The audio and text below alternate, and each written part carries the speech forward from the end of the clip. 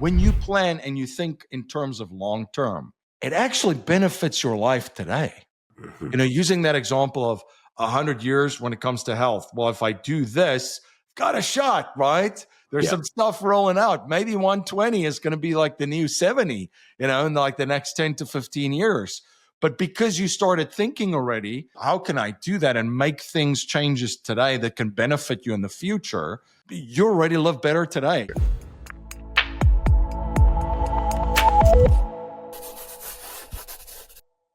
All right, welcome back to the Live 100 podcast. Today, we are very excited to have a guest who, if you have been around with us for some time, you've, of course, heard him in the past. We're very excited to have him back on the Live 100 podcast today, MC Laubscher. MC, how you doing? Doing fantastic. Great to see you again, Jason. And I've been looking forward to our conversation. Yeah, I was really excited to catch up with you last week. And let's just give a little bit about MC. MC, of course, is a husband, a father, business owner, investor, podcaster, best-selling author. He is one of the leading voices in alternative wealth strategies and alternative asset investing, the founder of the Producer's Wealth, also is the creator and host of the top-rated business and investing podcast, Cash Flow Ninja. He's the best-selling author of multiple books, the 21 best cash flow niches, the 21 most unique cash flow niches, the 21 best cash flow niches, and Get Wealthy for Sure book. So the 21 really sets a paramount. Featured on Entrepreneurs, Forbes, EO on Fire, Amazon, Grant Cardone. So you've seen him around. We're very excited to have him here today because with the Live 100 podcast, we really talk about living your life to the fullest. And MC has this fantastic thing that he speaks to that we're going to talk to today called the 100-year mindset. So MC, welcome. Talk to us about that. You know, what is it that stood out and what is that whole philosophy? You know, it's interesting. So in my world, it's kind of the alternative wealth strategy and alternative asset investing. And on my journey over the past, 25 years, I've gone through different phases where it's, being a real estate investor, then figuring out this whole infinite banking thing and how you can create your own bank, your own family bank, to then eventually putting all the pieces together and building, a family office type structure, right? And when you then study, which I have for the past 5 years, I really go all in on studying one thing. And I've been studying family offices for the past 5 years. What's interesting, besides the philosophy, which we'll get to, and that mindset of the 100-year mindset, if you just look at capital allocation right now, there's a new study that just came out by Ernst & Young, and it stated that there's more capital around the world in family offices than in private equity and venture capital combined. Wow. That shocked me when I read that. I'm like, wow. I mean, the private equity is like the buzzword, right? If you think about buying businesses and, mergers and acquisitions and all this kind of stuff. So that's a huge buzzword.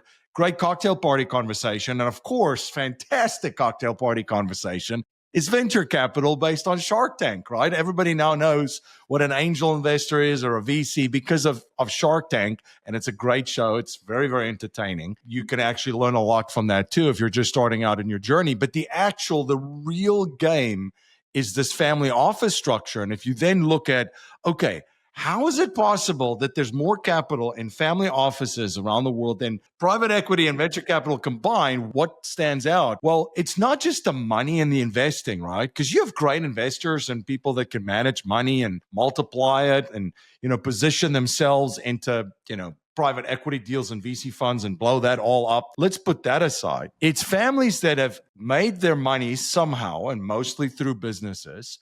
Then they've created their own banking system. Then they invested in real estate. But what's behind all of this? And it's the philosophy, and we look at the 5 core tenants of the family office, where the first piece is legacy assets. So what's a legacy asset? When you come with a mindset of like, okay, I'm building something big here, not just for me, for generations from now.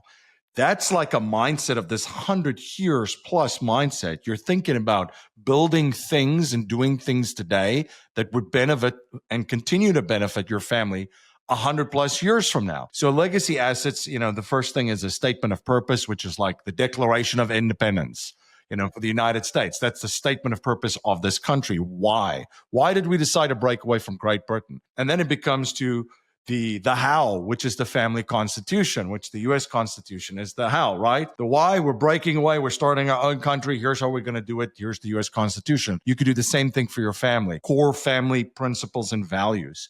Build your own family crest. If you've got young kids, that was one of the most fun I had with my family. And this doesn't cost anybody any money, just a 100-year mindset. You could sit around the table. Who are we? What do we stand for? What do we believe in? And then create a family crest about it. It's like, and we took our family to South Africa. So the honey badger made it onto our family crest. And everybody's like, what does honey badger do there? Yeah. It's like, well, the kids are on safari. They learn more about the honey badger, how it's one of the toughest, most relentless, resilient animals that exist, right? So resilience is one of our family values, never giving up. Keep fighting and keep believing. So that's on our crest. So that's a legacy asset right there. Then you've got the second piece of legacy assets is you've got outside of that, of the structure, is legal, tax, and insurance structures. That's kind of like you could set that stuff up to run for millennia, right?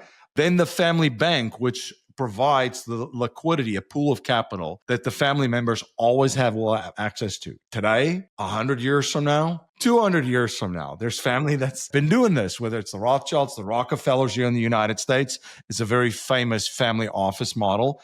The fourth piece to that is asset management. And this is where the 100-year mindset really comes in. I had an interview with Jim Rogers on my show, and I asked Jim Rogers how he makes investment decisions. So he looks at me and he said, you know what, MC, if you can only make 5 to 10 investments for the next 100 years, what would they be? Yeah, that's fantastic. And I'm like, whoa. Yep. I said, you caught me off guard there. 5 or 10 my entire life for the next 100 years. He goes, yes, that's how you have to think. Think in terms of 100 years. I had a light bulb moment. I said, Mr. Rogers, that's why you're the commodities guy. He goes, bingo. Because if he needs to place a bet for the next 100 years or invest, he's like, well, everybody's going to eat food. There you go. There's a shocker. Shelter, real estate. There's a shock. We could throw a couple of these things out, but it's a very, very interesting lens to look through, because all of a sudden you're not just thinking of buying a doggy coin now that's going to like 100x and, make you a multimillionaire in 7 days. Everything's quick, right? It's fast food. It is fast information with AI. Everything is fast. But if you really, really think about it, if you want to build something sustainable that outlives you and you can live your legacy while doing it and then leave it for 100 years plus, that lens is very important. So think about, if you're listening to this, think about that lens, how you look at your investments, how look at, just from an asset management standpoint. And then the fifth piece is the family mastermind. And this is, again, something that anybody can do, just like the family legacy assets. Once every quarter, or once a year, let's start there. That's where the Rothschilds actually, in the book, The Five Men from Frankfurt, they shared of how the sons that was sent out by the patriarch all over Europe all got together once a year to be in alignment of still that family statement of purpose, the family constitution, make sure that we're all aligned of who we are, what we stand for, what we stand against, what we're all about, what's our core values and principles, and then also share best practices, in the family, and that the bonds that get shaped through those family masterminds, that's actually the glue, right?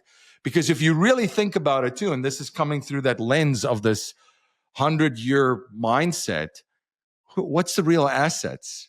It's the family members. It's really the family members. If you think of, and everybody tries to model these affluent, ultra wealthy family office families.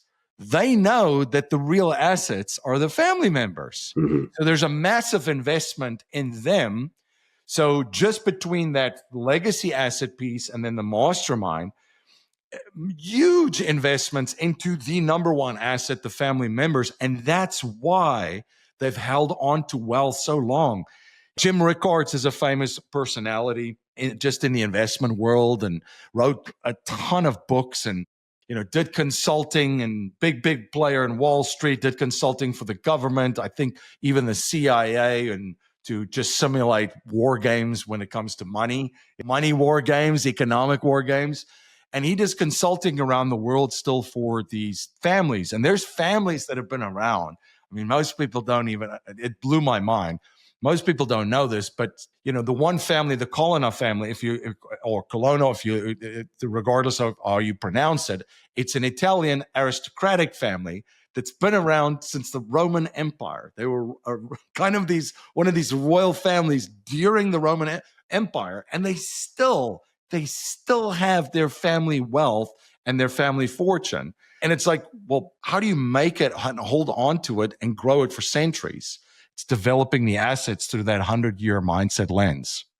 What are some of the mindset habits or rituals that you need to partake in to break the need it now, right? Instant decision, right? Have to make a decision for the moment. Because, at first, some people might be looking at, figuring out the next month, the next 3 months, the next 6 months. But what would be some telltale signs of things that potentially you're doing today that you need to stop or pivot from?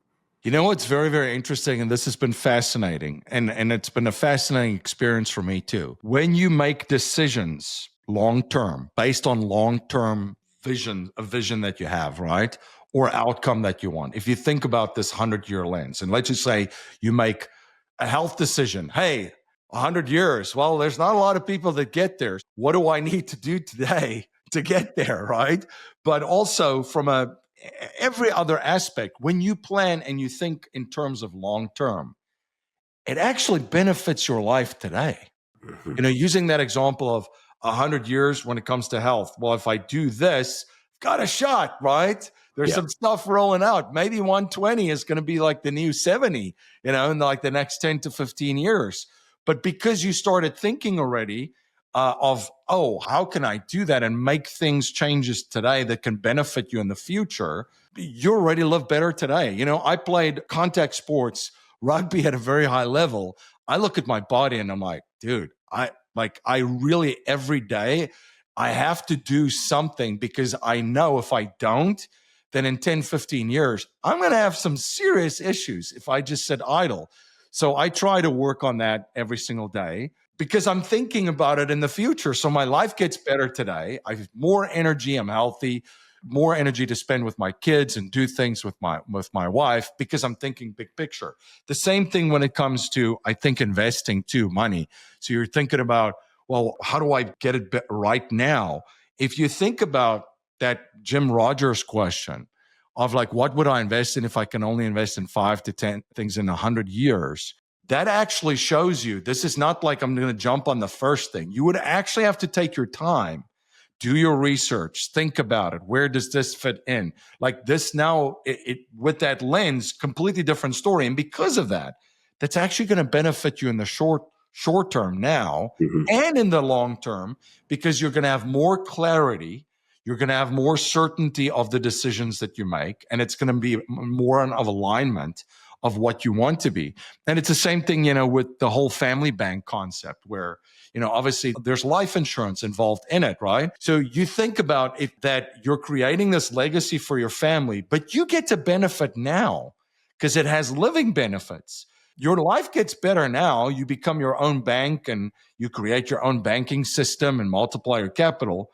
But it also benefits your children, your children's children, like 4 or 5 generations from now. So you get the benefits of it now, thinking through that lens. But also, because you thought through that lens of that 100 years mindset, your life gets better now. So, pick the area of your life and think about it. It's the now gets better with a lens on the longer term and the bigger picture.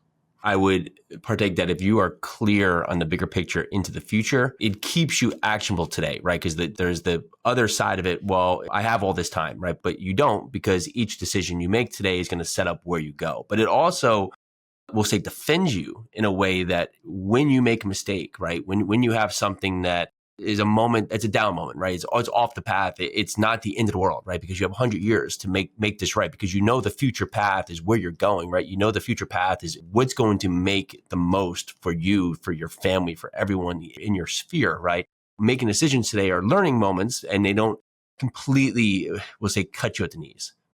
Yeah. And I think also to your point, you can ask yourself that question. Am what I'm doing today Yeah. regarding my health and my family, and then also when it comes to the financial wealth, the money management, the investments, is what I'm doing today benefiting my family in, the next 10, 15, 20, 100 years? Is it benefiting us, or is it actually like taking, or is it negative? If it's positive, then good. Atomic habits, that's going to compound over time. And to your point, or I think you mentioned it earlier too, the habits in the side of the family too, that stuff compounds across generations. These just looking at this a completely different way and viewing everything through a different lens really, really changes everything. I mean, the decisions that you make, I think about where we live and, the property that we bought and all that stuff. That wasn't just the now. That's kind of thinking, okay, 30, 40, 50, throwing 100 years from now, where does this fit in? Yeah, that's fantastic. When you look at your alternative investing strategy, how do you use that with this philosophy? Yeah, so big part of it obviously is the foundation is a setting up the liquidity pool, the capital for the family. And that's, the infinite banking portion, the life insurance strategy, creating your own banking system. And now the next part is, okay, what's going to be around for the next 100 years? And the low hanging fruit is all the stuff that we all need. Housing is right there. Housing, food, clothing, energy, those are very, very low hanging fruits. And then, things So that, what would you be investing in if you say food or energy? Where would you find that value that's going to surpass time? yeah, that's a very good question. So you could look at that and say, okay, you could buy. I have some friends that have done really, really well just buying farms.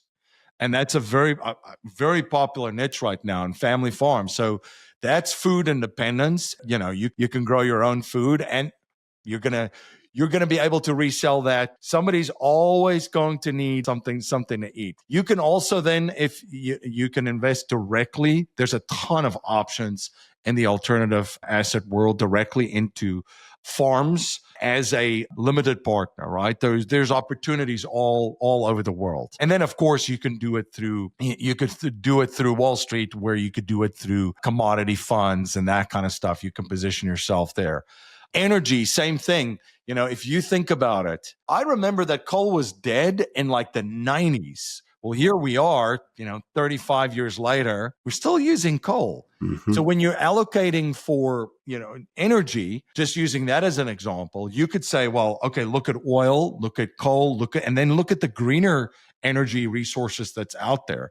And you can diversify within that energy and say, we'll do some oil and gas, we'll do some coal, we'll do some other investments, nuclear, we'll do some greener stuff, solar. I think all of those, by the way, are still going to be around 100 years from now. I don't think any of that stuff is going to go away. I think the realism of how the world actually works kicked in over the past 2 to 3 years, where people said, oh, we can't just shut down oil and gas and coal and all nuclear. Then we just we'll all be sitting in the dark again, with fires and candles like we did 100 years ago. That's the problem with so much information, right? Because you have so much coming at you so quick that people lose track of what they were even fighting about yesterday, and then they go on to the next battle today, right? And so everybody's fighting on something, and then tomorrow something else comes out, and then the people that want to have this fight every day, they lose basically their energy on that one focus and then go to the next focus. If you can just break that model in your life, right? Stop being scatterbrained, start really setting a framework. Because when you look further out, right, a decade, 2 decades, 100 years, you really can set up a framework, right? That takes it gives you guidance, but it takes the pressure off that you have to be this today. So if your goal is to make a certain amount of money, have a certain part, you can set up a path to get there instead of just feeling bad or feeling neglected or feeling like less because ultimately, I haven't accomplished this tomorrow, right? The plan is you're not only setting yourself up, you're setting everyone else up. And when you do that, it sets the stage that you can start to really make some dynamic changes, but it also gives you the ability to pivot as you go, because not every single decision is the last decision you're ever going to make. Right. And it's interesting. Every single time when I've set targets, 10-year targets, and this has happened in the 25 years, I would say, well, in 10 years, I would want to be in this position let's just say, financial wealth, because that's the space that I'm in. Let's just say, here's where I want to be at. And I'm giving myself 10 years time, and then you reverse engineer it. Well, if I want to be there, then this is what I need to do. And this is what I need to accomplish. So this is what the next 10 years would look like. This is what the months would look like. This is what the weeks and the days would look like. Right. And if you then pursue it that way, what's crazy? You always cut it in half. It takes you about half the time to get there just because you were focused and you built, it's that whole compound interest equation, right? Where your efforts compound over time too. And because they do at first, maybe in the first 2.5 years, you're like, oh, this might take 20 years, not even 10. And then something just happens. And then all of a sudden, 5 years in, you're like, okay, I'm there. Mm-hmm. And then you set your next target. And this has happened twice with me. And it's kind of comical because, and to your point, if you just have that framework of focus and give yourself enough time, I think everybody's so scatterbrained and rushing and jumping around because they feel that there's not enough time. But it's like, give yourself 100 years, similar mindset. But yeah, if you have big goals, give yourself so much time. And I can tell you, if you're then focused in alignment and reverse engineer it, just with how compounding works, just the simple science of it, you'll get there much quicker than, let's just say a 10-year goal turns into 5 or 6 or 7 or 8 years, right? Rather than 10. I think worded well, patiently persistent would be ideal for a life model because you have to continue each and every day, but you have to be patient with results. And that's usually, we get so result driven that is very difficult to understand the result. You did something that you wanted in 10 years, you did it in 5, right? But if you were so focused on that each day you didn't have it, by the time you got it, you would just be miserable. Actions is where you put all your energy, where you put all your effort, where you put all your reward. And when you continue to focus daily, right, on the actions and look at those of a part. Okay, I had 3 actions today. Did I hit them? That's a win, right? Instead of saying, oh, today I'm not X, right? I'm not Y, I'm not Z, because that's going to come. But usually by the time you get to that point, you're so much more grounded and so much further ahead of that goal that you're light years ahead of it and you have 3 goals behind it. But if you can just take away one thing from MC today, you look at it is that the long view, it's hard because it's not immediate satisfaction. And everything today is immediate satisfaction, right? Anything, right? You want food now, you want to ride now, you want anything, right? You can find it somewhere immediately. But when you set this up, right, the gratification and the lasting power is huge because it's something that is not here quickly and you don't have any foundation built. It's here to stay. It requires discipline. That's the big thing. And it's this whole concept of get rich quick versus I challenge back and say, I'd rather get wealthy for sure than get rich quick. But the get wealthy for sure, a whole strategy could take, again, go into it with a 100-year runway and do things slowly over time instead of just chasing the next shiny object that hopefully is going to overnight make you a millionaire. The overnight one, the get rich quick, doesn't require discipline. It doesn't require resilience. It doesn't require grit and determination and sticking to it. And it doesn't require that whole just looking inside of you what you want. The get rich quick is just, you get rich quick, right? So fast money comes into your life, it'll leave just as fast. Where, like with anything, we're in the get wealthy for sure strategy based on principles and something that's been around 170 years in this case that I teach. Just requires all the things that I mentioned, with discipline being the number one thing. So it's not for everybody. And this lens of looking at things for 100 years, it's also not for everybody. But if you want to live your legacy now and leave it and just live a bigger life than what you ever dreamed of, what you thought was possible, that lens is definitely going to help you do that. The get rich quick, absolutely fantastic, right? But where most falter is the wealthy for sure is when you get rich, it teaches you how to use the wealth to keep the wealth. And the piece of the puzzle is that many times we get rich quick because we've done something, right? We've had the guts, we've had the luck, we've had something that we've taken action for. So nothing against that, but many times those riches are not sustained because there wasn't a path to actually get there. It was something that just fell in your way, right? Where you had things work in your favor, but you don't know how to act when you get there. And it's like the New Year's resolution fails all the time. 92% of the time it fails because you have no foundation built, right? So you say, I want to lose 100 pounds. So say you're of the 8%, you actually lose 100 pounds. Well, there's a percentage who somehow keep it, but the majority of people gain that weight back because they don't have that foundation of how to operate when they're 100 pounds less or 20 pounds less or 30 pounds less. They haven't thought forward to say, okay, when I am this new person, right? How do I not crash diet anymore? How do I live from a day to day? Like, what does my life look like? What does my day look like? Well, how do I exercise? How do I eat? How do I think about myself? And what happens is that you get, 30 pounds down and say, oh, okay, I did it. Today I can go have nachos and sit there all day and not work out. And then, I'll watch football and it won't be a big deal. But then tomorrow something slips in and the next day slips in and lo and behold, there's no for sure anymore because you haven't had that foundation built. The same thing transcends to wealth. The same thing transcends to your vision, to your future, to everything you're thinking through. And when you start to do this in a way that sets you up for sure, right? And again, like you say, not for sure. Well, there's a better chance you're going to get something than nothing, right? If you do this philosophy, because it gives you a roadmap and the road's not going to be straight. Let's not say that, but it gives you a roadmap that you now can start laying steps down to get to the ultimate goal. No, well said. And I always said, if there is fast dough that comes into your life, fast money, right? Yeah. Turn it into slow dough. Turn the fast dough into slow dough as quick as you can, because we've had a lot of people in our network too that were early investors in the crypto world, so they've had quite a run. And if you think about it too, that was not. I mean, in the grand scheme of things, yes, okay, it took. What are we now? 2025. So about 10 years. I mean, you're 10 years into it, so yeah, that. Everything is relative. You could argue that's fast dough, but turn a lot of that into slow dough too before it's gone. Well, MC, you are always inspiring, always awesome to have on the show. For everyone, tell them where they can find you, the podcast, what you have going on. Yeah, no, I appreciate it, Jason. GetWealthyForSure.com is actually a domain that I have. So I've got a new book, Get Wealthy for Sure, the #1 financial strategy for business owners to multiply wealth predictably. So there's a lot of philosophy in that. Then there's a lot of strategy. There's some tactics in it too. And I also break down the family office kind of strategy in that book. So you can grab a free ebook and free audiobook when you go to getwealthyforsure.com. That's getwealthyforsure.com. And then, all the other things that I involved with. I've done podcasts now for almost 10 years. So they're on cashflowninja.com. But if folks want to grab a copy of the book for philosophy, strategy, and some insights into the family office world, just go to getwealthyforsure.com. MC, always a pleasure, man. You always bring new and inspiring things that keep us set on a path that's going to make us better.